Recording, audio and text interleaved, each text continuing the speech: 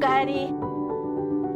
雪が切々と降った2021年の年末。この年、京都の暮らしの中にある大晦日の伝統行事は、コロナ禍によってどのような影響を受け、またどのように継承されているのか、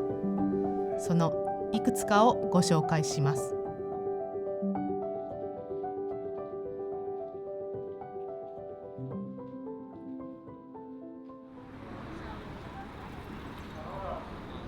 12月の25日、うちの母は学問の神様菅原道真を祀った神社として有名な天神さん、北の天満宮へとやってきました。ご覧の通り、境内には願いを込めながら撫でると願いが一つ叶う撫で牛がたくさんあります。ここへ来たら、ひとまず母は家族の健康を祈り、アルコール消毒をした手で牛を撫でます。母がここへ来たのは、1年で一番多くの露店が立ち並ぶ年末の恒例行事、姉妹天神が目的です。コロナ禍の影響で姉妹天神の露店の数は例年の約1000件の半数以下で、午後4時にはそのすべてが営業終了となりました。それでも今年もここにお正月飾りや新年に向けての道具を買い揃えに地域の人たちがやってこれるよう、感染症対策の工夫をしながら継続して開催してくれています。おかげでうちでも新たなる1年に向けて天神さんへのご挨拶とともに、こうして新しいお皿と新年用のお正月飾りを購入しました。おいくらですか？800円です。はい。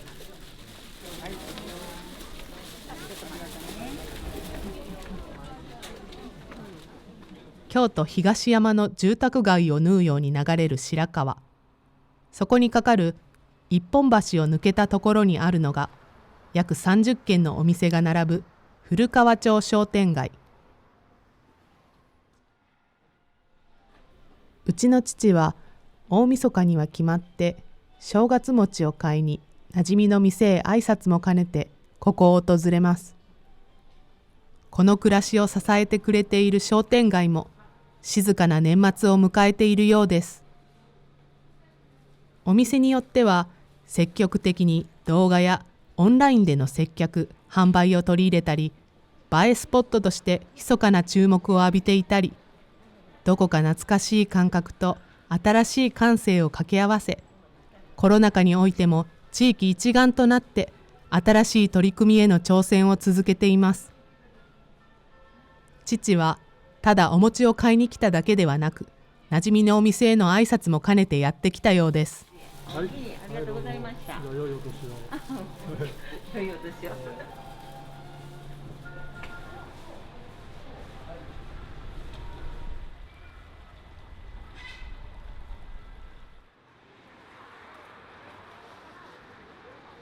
夜になると、冒頭くるくる回しておりましたあの縄をもらいに、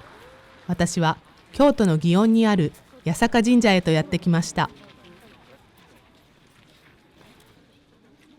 あの縄は吉兆縄と呼ばれるもので、お寺参りで火をもらい、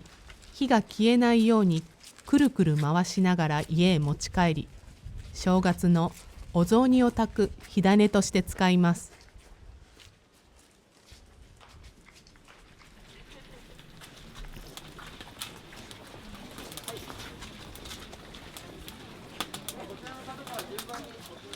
この燃やされているのがおけら。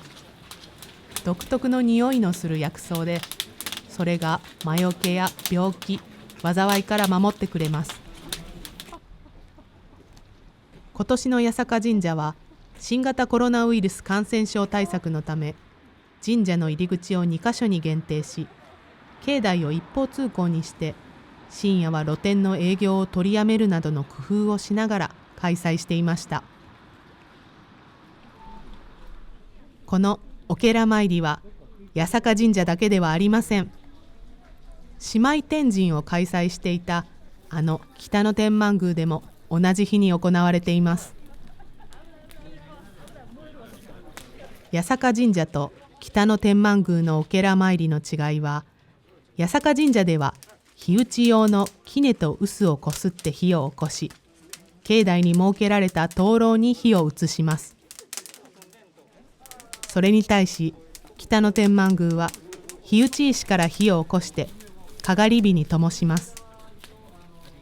現在はコンロを使う家庭がほとんどのため、おけら火を持ち帰る参拝客は減っているそうです。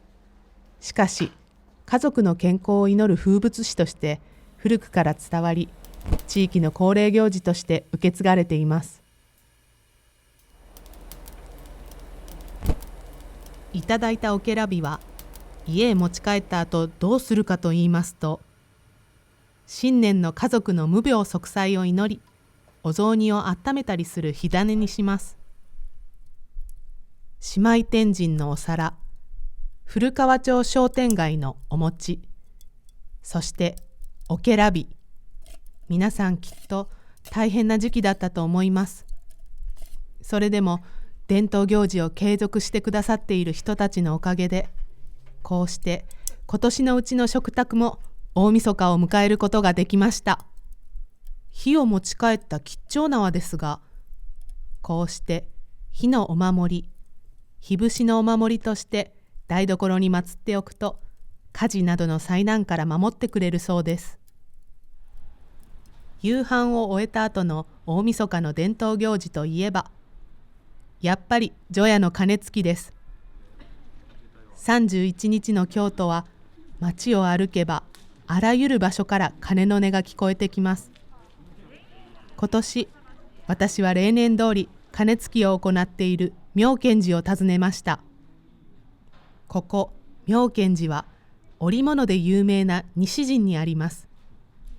京都に最初に建てられたと言われている法華経の道場です。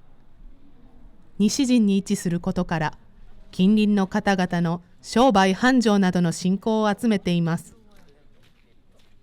ここでは年末行事として除夜の鐘つきと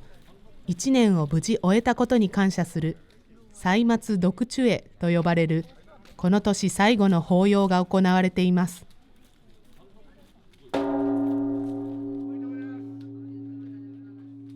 そして年が明けると同時に清き新年のため煩悩と同じ数の鐘が打たれます。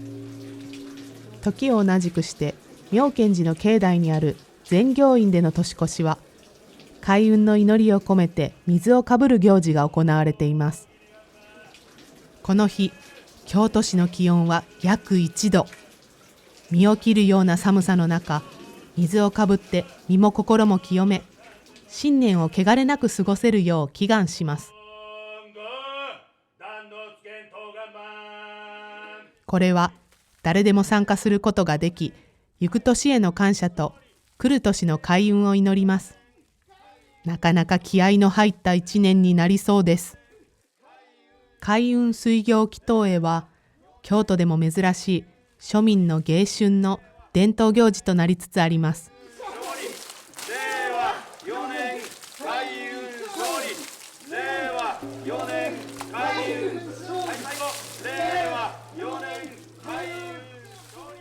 ちなみにですが、京都の他のお寺さんや神社では除夜の鐘つきのライブ配信を行ったり、拝観するのに事前申し込み制を導入したところもあったようです。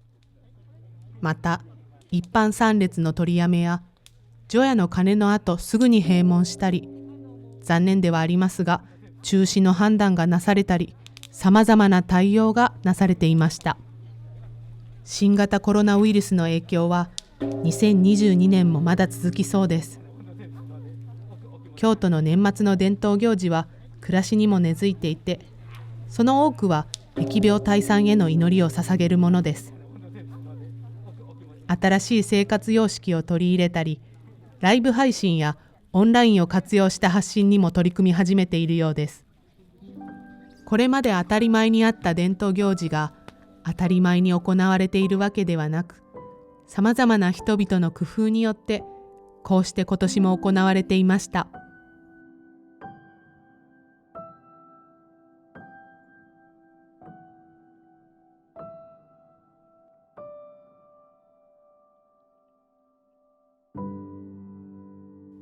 おかげさまで新しい一年の始まりを告げる鐘を